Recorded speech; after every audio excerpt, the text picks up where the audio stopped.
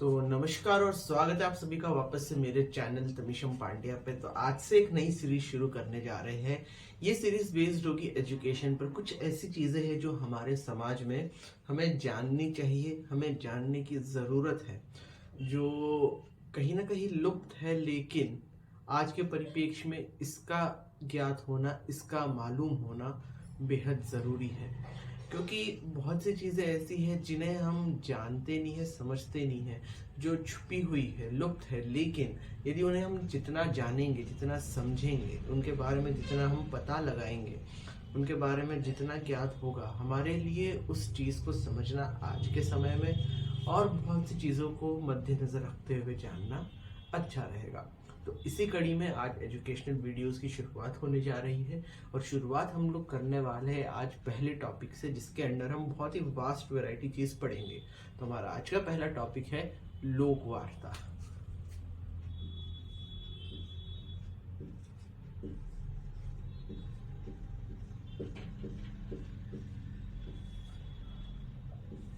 अब हम बात करें आखिर लोक वार्ता की, तो लोक वार्ता आखिर है क्या? तो सबसे पहले हमें इस शब्द का मतलब समझना है। जो ये लिखा है लोक, ठीक है। जब भी हम किसी चीज को पढ़ना शुरू करें तो कोशिश करें यदि उसको हम टुकड़ों में समझें, उस शब्द को तोड़ करके समझे, तो हम उस शब्द को बहुत आसानी से समझ सकते हैं। बहुत उसको हम ज़्यादा हम उसको कठिनाई नहीं होगी समझने में। उसे तोड़ तोड़ के समझेंगे तो छोटे छोटे शब्दों में उसके अर्थों से हम उसका समूचा अर्थ निकाल सकते हैं। तो लोक शब्द का अर्थ होता है देखना।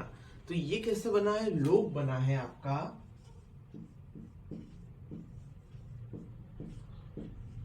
लोक दर्शने, ये इसकी है धातु। इस धातु में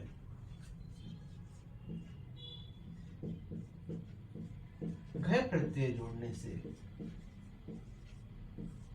ये आपका बना लोक। तो इस शब्द का मतलब होता है देखना। तो इसका मतलब क्या हो गया? देखना। तो लोक का मतलब हुआ देखना, यानी कि देखने वाला, जो देखा जा सके, जो विजुअलाइज किया जा सके, जिसे हम प्रत्यक्ष अपनी आंखों से देख सके, वो है लोक। और वार्ता यानी कि उसकी बातें। तो जो देखा जा सके, उनकी जो बातें हैं, उसे ही लोक वार्ता कहा गया है। अब लोक वार्ता की जब हम आगे बात करें तो हम कुछ थोड़ा सा इसकी हिस्ट्री में जानते हैं कि लोक वार्ता क्या था, कैसे रहा। देन हम इसे कनेक्ट करके देखेंगे बहुत दूसरी चीज़ों से, ठीक है। तो सबसे पहले हम जानते हैं कि लोक वार्ता की हिस्ट्री क्या रही।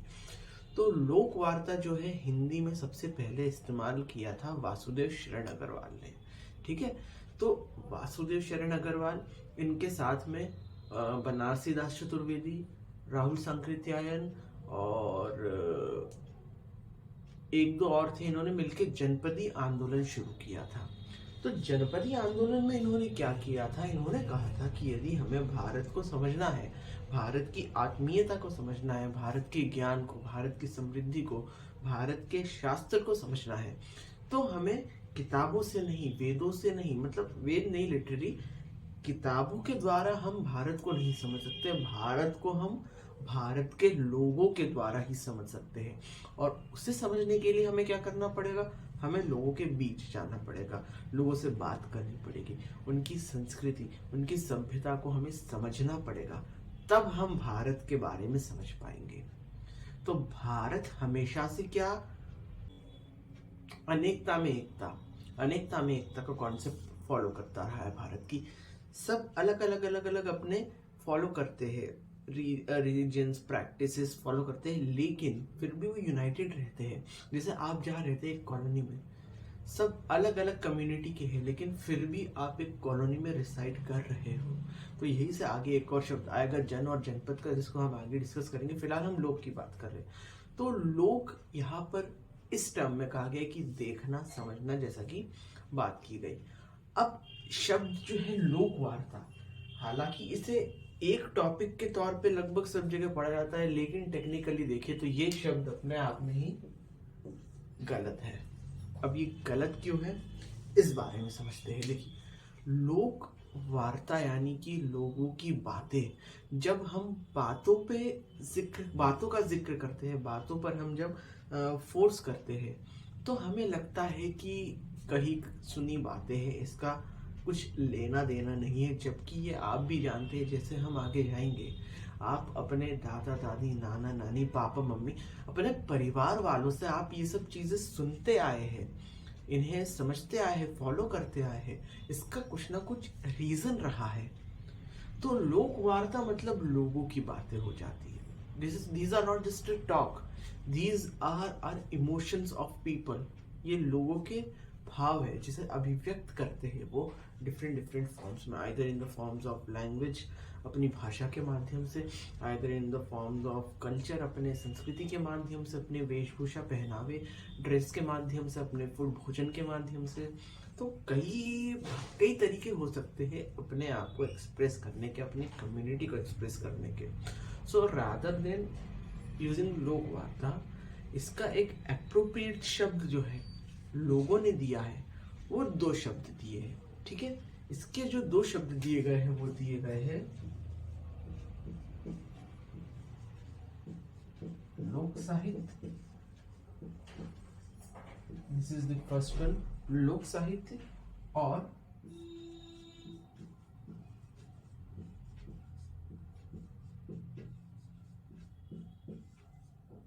लोक संस्कृति। ये 2 शब्द जो है इसके लिए सबसे परफेक्ट शब्द है। क्यों? जब हम लोक साहित्य की बात करते हैं तो साहित्य अपने आप में एक समूचा ज्ञान होता है, एक ऐसा ज्ञान जो आधारित होता है कुछ नियमों के ऊपर, कुछ तथ्यों के ऊपर। अब लोक की बात करें तो ये जगह जगह पर परिवर्तित होते रहते हैं, लेकिन उनका जो एसेंस है वो निश्चित निहित रहता है, बेस्ड होता है कुछ सेट ऑफ रूल्स पे जो ऑर्गेनाइज किए जाते हैं उन्हीं के द्वारा। तो इसीलिए लोक साहित्य और लोक संस्कृति लोक वार्ता के लिए एक उपयुक्त शब्द होना चाहिए। और हो सकता है तो आगे से यदि हम जब भी इस टॉपिक पे बात करें तो कोशिश करें हम कि लोक वार्ता शब्द कहने के बजाय लोक संस्कृति या फिर लोक साहित्य शब्द का इस्तेमाल करें। ठीक है, तो ये बात है लोक वार्ता की, लोक साहित्य, लोक संस्कृति की, जिसके बारे में आगे और डिटेल से पढ़ेंगे। अब ये बात जानते हैं हम कि ये शब्द का हिंदी में तो तात्पर्य है, इंग्लिश में क्या है?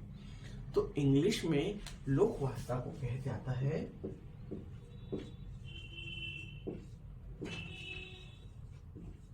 फोकलोर।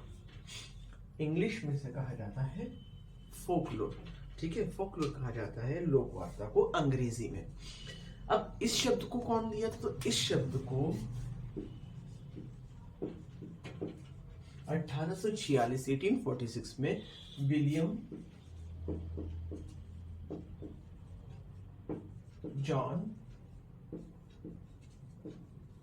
थॉमस, ये व्यक्ति थे, इन्होंने पहली बार फोकलोर शब्द दिया था। अब फोकलोर का मतलब क्या होता है? तो फोकलोर का मतलब इनके हिसाब से, इंग्लिश जो ये रहे थे हिस्टोरियन, इनके हिसाब से होता है कि असभ्य अनपढ़ लोगों की भाषा और संस्कृति को ये फोकलोर कहते हैं। तो यानी कि ये उसे अपने सभ्यता का एक हिस्सा मानने से पूर्णतः इनकार कर देते हैं, जो कि गलत है। ठीक है, इनकी ओर से गलत है। और इसी को जब हम पढ़ते तो 2 चीजें आती है, एक आता है ओरिएंटलिज्म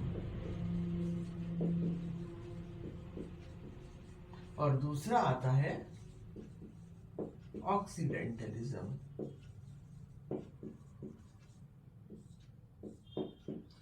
तो जब ओरिएंटलिज्म की बात करें हम, तो ओरिएंटलिज्म मीन्स कि study of east in context of west या in terms of waste.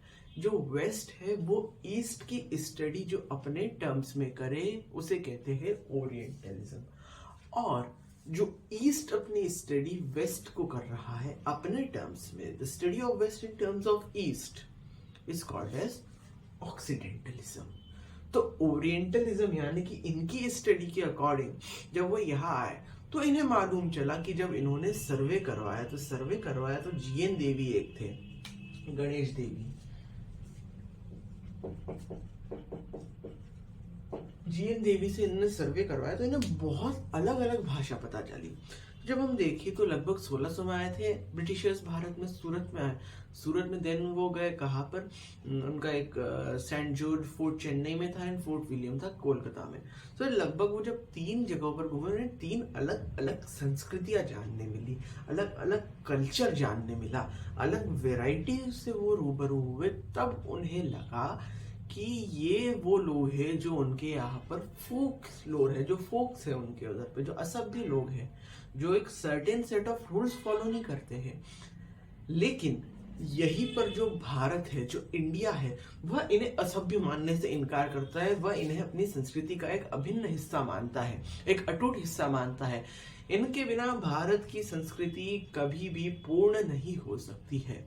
Bharat में जो लोग हैं, जो लोक वार्ता, जो लोक संस्कृति है, लोक साहित्य है, इसके बिना भारत हमेशा अपूर्ण रहेगा, क्योंकि यह एक तरीका है शास्त्रों को, ज्ञान को अपनी भाषा में अपने लोगों तक पहुंचाने का, विभिन्न माध्यम से जिनको आगे पढ़ा जाएगा। इसीलिए यहाँ पर जो है वेस्ट फेल हो जाता है समझने में अपनी ही चीजों को। हालांकि जो जर्मनी है वो इस शब्द को पूरी तरह से नकारता है। Germany doesn't believe in folklores, ठीक है। इसे तो ब्रिटिशर्स ने इंट्रोड्यूस किया था और उन्हीं के कारण से ये शब्द इस्तेमाल हुआ। तो जब इसको हिंदी में ट्रांसलेट किया गया, वासुदेव शरण अग्रवाल ने किया था लोक वार्ता के रूप में, तब बहुत से लोगों ने इसका विरोध किया कि ये बातें नहीं है महज, ये हमारा एक पूरी जीवनी है, जिसमें आपके बनारसी दास चतुर्वेदी जी थे, राहुल संकृत्यायन आदि थे। इन सब लोगों ने कहा कि नहीं, लोग एक वार्ता नहीं, एक बात नहीं है, ये एक साहित्य है समाज का, ये एक समाज की संस्कृति है जिसके ऊपर पूरा समाज बसा हुआ है। तो ये बात थी लोक की, लोक वार्ता की। अब यदि हम और देखें तो फोकलोर का मतलब क्या हुआ? Folklore is the popular antiquities that are kept in the museum as per the definition of Britishers. Britishers के मुताबिक जो इंग्लिश हिस्टोरियन या फिर कहें इंग्लिश जो आपके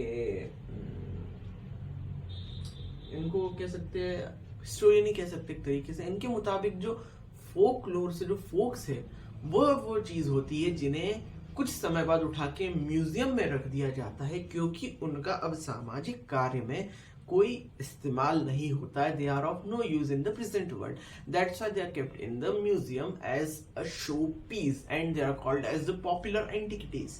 उन्हें पॉपुलर एंटिकिटीज कह दिया जाता है कि बस अब वो दिखावे की चीज है, उनका आज के परिप्रेक्ष्य में कोई काम नहीं है। लेकिन जहां भारत की बात करें, भारत में आज भी कोई ऐसी पुरानी चीज है जिसके बारे में हमें यदि मालूम होता है तो हम कोशिश करते हैं उसे समेट कर रखे, सहेज कर रखे, उसका और प्रचार करें। हम उसे भी उतना ही वैल्यू देते हैं जितना एक पढ़े लिखे साहित्य की किताब को या एक संस्कृति को देते हैं हम वैल्यू, जो कुछ आधारों पर निश्चित होता है, ठीक है। तो ये मेजर फर्क है उनके फोकलोर में और हमारे लोक में। लोक की बात हो गई, फोकलोर की बात हो गई। आगे आने वाली वीडियो में हम बात करेंगे कि लोक और वेद क्या है, जन और वेद क्या है, इसके बारे में और जानेंगे कि लोक शब्द हमें वेदों में कहाँ मिलता है, लोक जन से कैसे अलग है, जनपदीय आंदोलन क्या था, जनपद क्या होते हैं, कैसे ये लोक से जुड़े हैं।